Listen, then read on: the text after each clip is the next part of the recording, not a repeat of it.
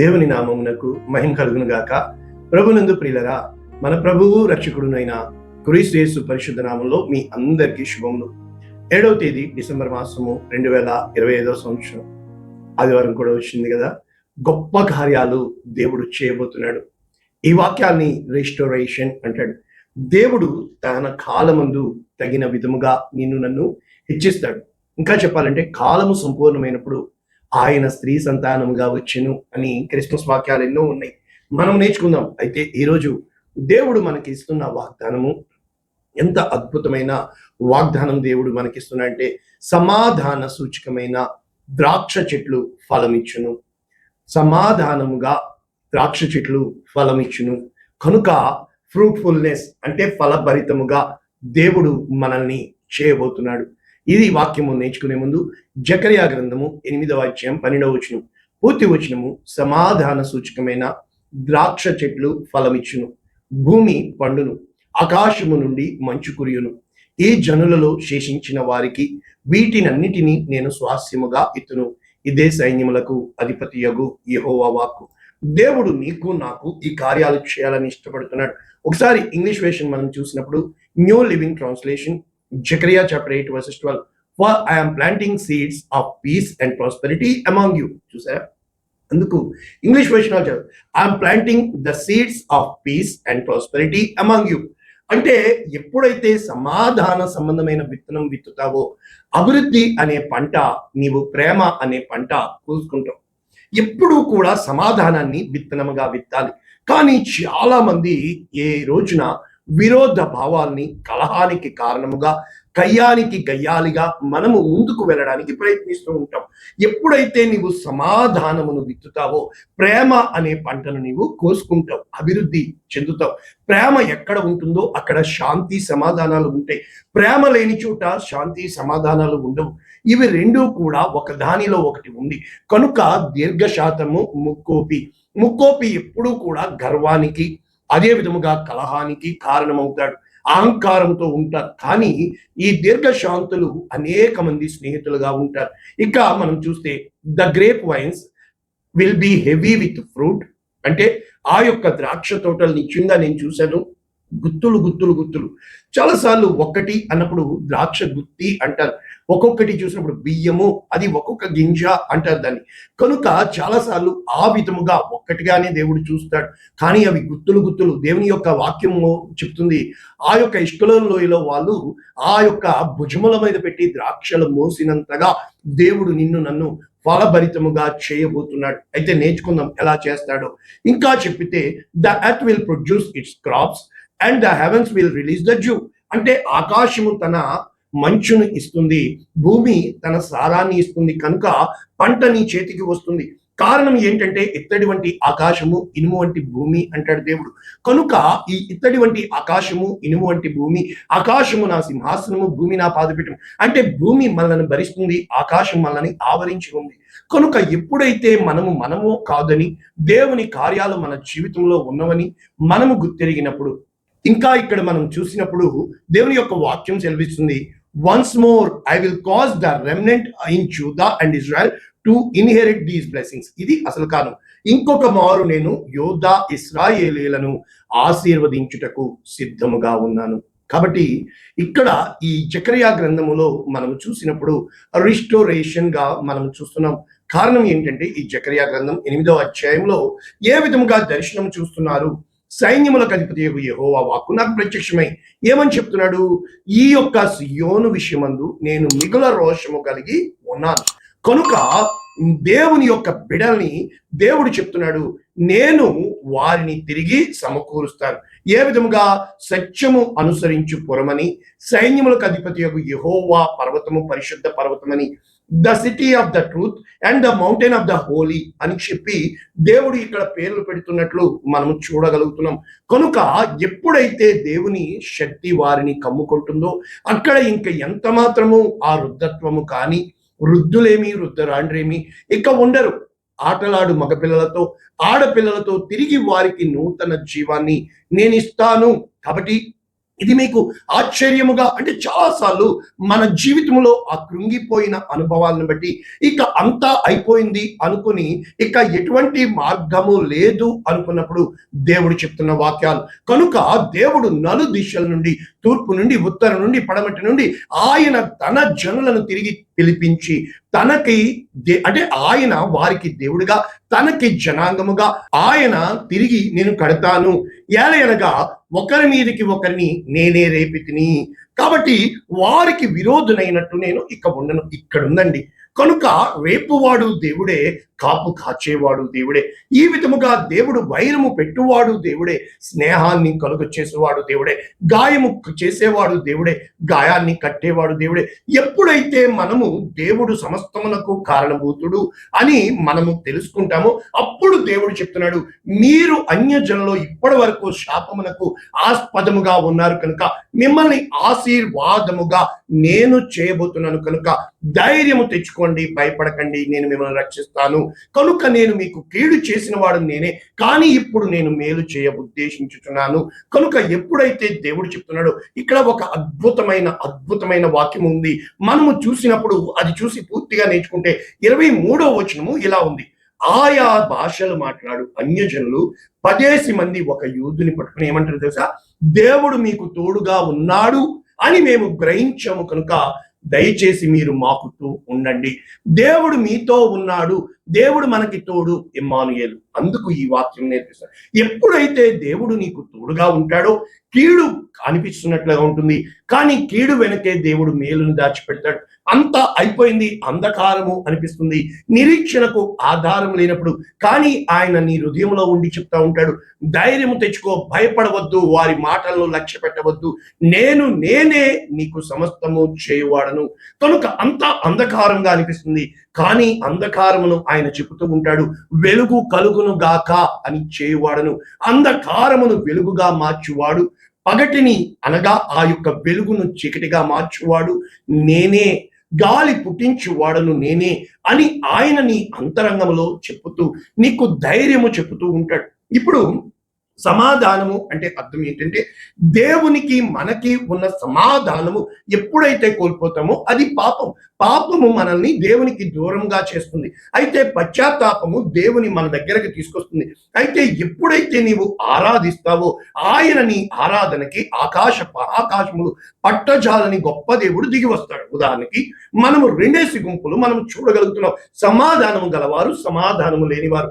సమాధానము లేని చోట అనగా కోపము, జగడము, కలహము కారణము నువ్వు సేవే చేస్తున్నావు, కానీ నువ్వు ఎవరి మీదో పెట్టుకున్నావు కనుక వారు నీ హృదయంలో ఉంటారు, దేవుని సేవ చేస్తున్నావు, కానీ వీరి మీద ఉన్న కోపము నీకు విగ్రహముగా మారుతుంది, నీ నిగ్రహ శక్తిని కోల్పోయేటట్లుగా చేస్తుంది. అందుకనే దేవుని యొక్క వాక్యము సెలవిస్తుంది, నీవు అర్పణ అర్పించినప్పుడు ఒకవేళ ఎవరికైనా నీ మీద కోపముగా ఉన్నాయా అది అక్కడే విడిచిపెట్టి పోయి అతనితో సమాధానం పడు. సమాధానము శాంతినిస్తుంది, సమాధానము నీకు ధైర్యాన్ని ఇస్తుంది. 100 మంది నీతో సమాధానంగా ఉన్నా ఒక్కడు అసమాధానంతో ఉంటే అది నిన్ను కలిచివేస్తుంది. ఉదయం నుంచి సాయంత్రం వరకు సంతోషంతో గంతులు వేసిన ఒక చిన్న మాట కావచ్చు నీ సమాధానాన్ని దూరం చేస్తుంది. కనుక ఎప్పుడూ కూడా నీవు సమాధానాన్ని వెతికి దానిని వెంటాడాలి. అర్థం ఏంటంటే ఏ విషయమును బట్టి నేను సమాధానం పడతాను. ముఖ్యంగా నిన్ను నీవు తగ్గించుకోమని ఎందుకు చెప్పింది తెలుసా? తగ్గించుకోమంటే నువ్వు తక్కువైపోతావని కాదు. ఎప్పుడు కూడా తప్పు చేసుకున్నవాడు హెచ్చించుకుంటాడు. హెచ్చించుకోవడము గర్వమునకు సూచన, అంటే నాశనమునకు ముందు గర్వము నడుచును. ఎప్పుడైతే నువ్వు తగ్గించుకుంటావో ఘనతకు ముందు వినయము కలుగును. కాబట్టి ఇక్కడ ఇద్దరు ఉన్నారు. ఒకడు పరిసయ్యుడు వెళ్ళి నీతిమంతుని ప్రార్థన చేస్తున్నాడు, రెండో వాడు సుంకరి వచ్చి పశ్చాత్తాప ప్రార్థన చేస్తున్నాడు. దేవుడు చెప్తున్నాడు వీరిద్దరిలో ఇతను నీతిమంతుడుగా, సుంకరి పాపాత్ముడు పశ్చాత్తాప ప్రార్థన దేవుడు నీతిమంతునిగా మార్చాడు. ఆ యొక్క పరిసయ్యుడు బయట బడాయి లోపల లడాయి వచ్చి దేవుని సన్నిధిలో కూడా స్వనీతిని చెబుతున్నాడు. ఇతని వలె నేను కాను అని చెప్పి దేవుని ప్రజలకు తీర్పు తీర్చుతున్నాడు. యేసు క్రీస్తు ప్రభుల వారు చెప్పారు, నేను పాపులను పిలవచ్చి తిని నీతిమంతులను కాదు, రోగము గలవారికి వైద్యుడు అవసరము. కనుక ప్రభువునందు ప్రియులారా ఆయన వచ్చింది నశించిన వారిని వెతికి రక్షించుటకు. ఇంకా మనం చూస్తే 2 గుంపులు బైబిల్లో ఒకే ఒక్క మాటలో చెప్పాలంటే జక్కయ్య పొట్టివాడు, సుంకరి, అందరూ ఆయన మీద పడుతున్నారు, చూస్తున్నారు. కానీ జక్కయ్య చెట్టు ఎక్కి తొంగి చూస్తున్నాడు, నేను కూడా చూద్దాం ఈయనని. కానీ యేసు క్రీస్తు ప్రభుల వారు చెప్తున్నారు, నేడు నేను నీ ఇంట ఉండవలసింది. అంటే దేవుడు ముందుగానే ఆ యొక్క పొట్టి జక్కయ్య ఇంటిలో ఉండాలి అని చెప్పి బయలుదేరి వెళ్తున్నాడు. ఎప్పుడైతే జక్కయ్య వెళ్ళాడో యేసు క్రీస్తు ప్రభుల వారు చెప్తున్నారు జక్కయ్య కోసము, ఇతను కూడా అబ్రహాం కుమారుడే. కారణము జక్కయ్య చెప్తున్నాడు, అయా నేను ఎవరి దగ్గర విరోధంగా తీసుకున్నానో 4 గంటలు వారికి నేను తిరిగి ఇస్తాను. అతనిలో నూతన క్రియ ప్రారంభించినట్లు దేవుడు కార్య జరిగినట్లు మనం చూడగలుగుతున్నాం. ఇక 3వ గుంపు మనం చూసినప్పుడు ప్రభునందు ప్రియులారా, వ్యభిచారంలో పట్టబడిన స్త్రీని తీసుకొచ్చారు. ఆమె వ్యభిచారి, రెడ్ హ్యాండెడ్ గా పట్టుకుని తీసుకొచ్చారు.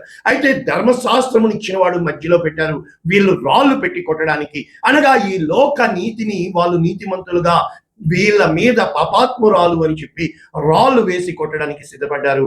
అయితే యేసు క్రీస్తు ప్రభువుల వారు చెప్తున్నారు, మీలో పాపము చేయని వాడు మొట్టమొదట రాయి. అంటే దేవునితో వారికి సమాధానం లేదు. అయితే ఈమెకి యేసు క్రీస్తు ప్రభువుల వారు చెప్తున్నారు, అమ్మా నేను నీకు శిక్ష విధించను, ఇక పాపము చేయకుము, నీకు సమాధానము కలుగును గాక.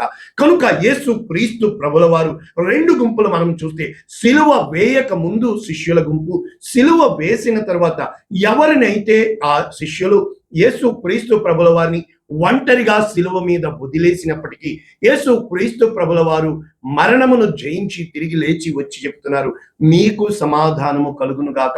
కాబట్టి ఈ సమాధానం అనేది ఎప్పుడైతే మన హృదయంలోంచి బయటికి వెళ్ళిపోతుందో, నీకు తెలుసా ప్రశాంతంగా నిద్రపడుతుంది. నీకు తెలుసా ఏదో పోగొట్టుకున్నానన్న బాధ నీకు ఉండదు.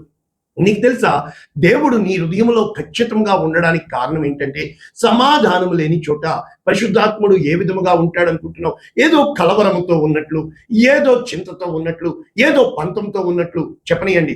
మనిషి పంతానికి అంతమన్నా అయిపోతాడు, కానీ పతనానికి దారి తీస్తుంది. కానీ ఏ రోజునైతే సమాధానము అనేది అది నీ హృదయములో కలిగే క్రియ అని ఈ సమాధానం వలన ఇక్కడ చెప్పబడుతుంది. ఆకాశము తెరవబడుట అంటే అర్థం ఏంటి? అంటే నా ఒక్కడి కోసమే తెరవబడుతుందా? అవును, దేవుని యొక్క వాక్యం చెప్తుంది, సమాధానపరచు వారు ధన్యులు, వారు భూలోకమును స్వతంత్రించుకుందరు.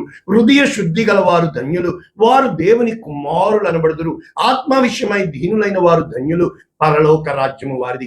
ఎప్పుడైతే దేవుని రాజ్యములో ఒక్క వ్యక్తి నిలబడితే చాలు, దేవుడు దిగి వస్తానంటున్నాడు. అక్కడ ఏలియా ఒక్కడే నిలబడ్డాడు, ప్రార్థన చేశాడు, సమాధానాన్ని ప్రకటించాడు. ఎప్పుడైతే ప్రకటించాడో, ఆ పాడైపోయిన బలిపీఠము కట్టాడో, దేవుడు తన అగ్నిని ఆకాశము నుండి పంపించాడు. 3.5 సంవత్సరాలు వర్షము కురవలేదు. అప్పుడు దేవుడు తన వర్షాన్ని ఇచ్చినట్లు మనము చూడగలుగుతున్నాం. అంటే మన జీవితంలో దేవుడు నిన్ను పేరు పెట్టి పిలిచాడని, దేవుడు నిన్ను ఎంచుకున్నాడని, దేవుడి కార్యాలు నీ ద్వారా జరగాలి అని అంటే మొట్టమొదట నీవు సమాధానం పడాలి. ఇంకా చెప్పాలి అంటే యేసు క్రీస్తు ప్రభుల వారు చెప్పిన కదా, ఒకడు 100 ఆ యొక్క దినారాలు బాకీ ఉన్నట్లు, ఇంకొకడు ఆ 100 నేను తీర్చలేనయ్యా అని యజమానుడితో చెప్పినప్పుడు, ఆ యజమానుడు ఆ 100 కొట్టివేసి, సరే నేను నీతో సమాధానం పడుతున్నాను అని చెప్పినప్పుడు, ఈ 100 అచ్చి ఉన్నవాడు వెళ్ళి తనకి కేవలము 10 దినారాలు ఇవ్వవలసిన వాడిని కాలర్ పట్టుకొని ఆ యొక్క తీర్పు తీర్చే అధికారి ముందు తీసుకొని వెళ్ళినప్పుడు, అది ఈ యజమానుడికి విన్నప్పుడు ఇతన్ని చెరసాలలో వేసినట్లు. కారణం ఏంటంటే, నేను మిమ్మల్ని క్షమించిన ప్రకారము మీరును ఒకరిని ఒకరు క్షమించండి. మనము అనుదినము ఏమని ప్రార్థన చేస్తున్నాం? పరలోక ప్రార్థన, మా ఎడల అపరాధము చేసిన వారిని మేము క్షమించి ఉన్న ప్రకారము మా అపరాధం. అంటే అక్కడ కండిషన్ తో కూడింది. ఎప్పుడైతే నీవు క్షమిస్తావో, ఆమె విస్తారముగా ప్రేమించెను కనుక ఆమె విస్తారమైన పాపములు క్షమించబడి ఉన్నది. ప్రేమ సమస్త దోషములను కప్పును, ప్రేమ సమస్తమును ఓర్చుకును. ప్రేమ కలిగి ఉండుటకు ఎప్పుడైతే నువ్వు ప్రయాస పడతావో, కనుక ఈ రోజు ఈ క్రిస్మస్ సందేశం ఏంటంటే, దేవుడు నీకు తోడై ఉన్నాడు, ఆయన సమాధానకర్తగా ఆయన దిగి వచ్చి ఉన్నాడు.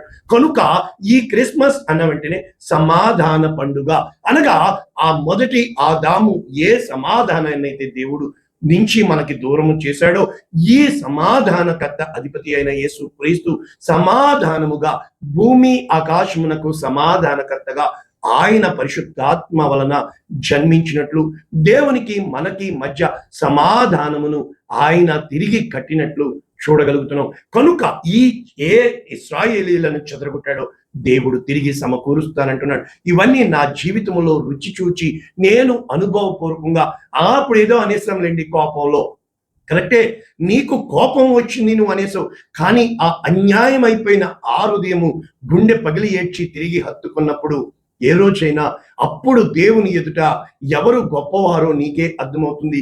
ఎందుకు తొందరపడాలి, ఎందుకు కలహపడాలి, ఎందుకు జగడమాడాలి? ఒక్క క్షణము నువ్వు ఓర్పు వహించగలిగితే కార్యాలు అన్నీ కూడా, అందుకే సహించగలిగిన వాడు ఎప్పుడైతే మనము ఉంటామో ఓర్పు గొప్ప ద్రోహ కార్యాలు జరగకుండా సమాధానమును కాపాడేదిగా ఉంటుంది. అందుకనే మొత్తం బైబిల్ మనకి ఇవ్వబడింది ఒకే ఒక కారణము, దేవునితో restoration of the peace covenant, దేవునితో మన సమాధానార్థమైన నిబంధన తిరిగి సంపాదించుకోవడానికి. ఎప్పుడైతే, అందుకనే ప్రశ్నలు వేసేవారు చాలా ఎక్కువ మంది ఉంటారు, కానీ సమాధానాలు చెప్పేవారు చాలా తక్కువ మంది. గొడవలు పెట్టి సయ్యం లేచిపోయే వాళ్ళు చాలా మంది ఉంటారు, కానీ సమాధానంతో మనల్ని ఆదరించే వాళ్ళు చాలా తక్కువ మంది ఉంటారు. ఏ రోజునైతే నీవు నేను సమాధానమును మనం గుర్తెరుగుతామో, సమాధానమును ప్రకటించడానికి, కనుక సమాధాన వార్తను మనం ప్రకటించే వారముగా ఎప్పుడూ కూడా సిద్ధ మనసు అనే జోడు తొడుక్కొని సమాధానమును మనకంటే ముందుగా సమాధానం వెళ్ళాలి. అప్పుడు మనల్ని పీస్ మేకర్గా, సమాధానకర్తలుగా, శాంతికి కర్తలుగా దేవుడు చేస్తాడు. అటువంటి ఈ క్రిస్మస్ సీజన్లో ఎవరెవరితో భేదాలు ఉన్నాయో, ఎవరెవరితో వాళ్ళు పెట్టుకునియండి, పర్వాలేదు, ఎందుకంటే మనం వెళ్ళినా వాళ్ళు కలవనెవరు. నీ హృదయంలో మాత్రము ఆ కలహము ఉండకుండా దేవుడు అర్ధరాత్రి గాఢ నిద్రలో నిన్ను దర్శించినప్పుడు ఎప్పుడైతే నీ హృదయము సమాధానకరముగా ఉంటుందో, కనుక ఎంత ఆస్తిపాస్తులు ఉన్న మేడగదిలో ఆ యొక్క సమాధానం లేని చోట ఉండుట కంటే ఆ పూరి గుడిసెలో పేద ఇంటిలో ఉడికడు అన్నం తింటే సమాధానంతో అది నీకు సమాధానాన్ని ఇస్తుంది. అటువంటి కృప దేవుడు మన జీవితంలో మనకు అనుగ్రహించునుగాక. ప్రార్థన చేస్తున్నాను. పరిశుద్ధుడా, ప్రేమ కలిగిన తండ్రి, విత్తబడిన ఈ వాక్యమును అనేక మందికి దీవెనకరముగా, అనేక మందికి ఆశీర్వాదంగా, నీతో మాకు తిరిగి సమాధాన నిబంధనను పునరుద్ధరించమని, కార్యం చేయమని యేసు నామమున దీవిస్తున్నాము తండ్రి. Amen. God bless you all. దేవుడు మిమ్మల్ని దీవించును.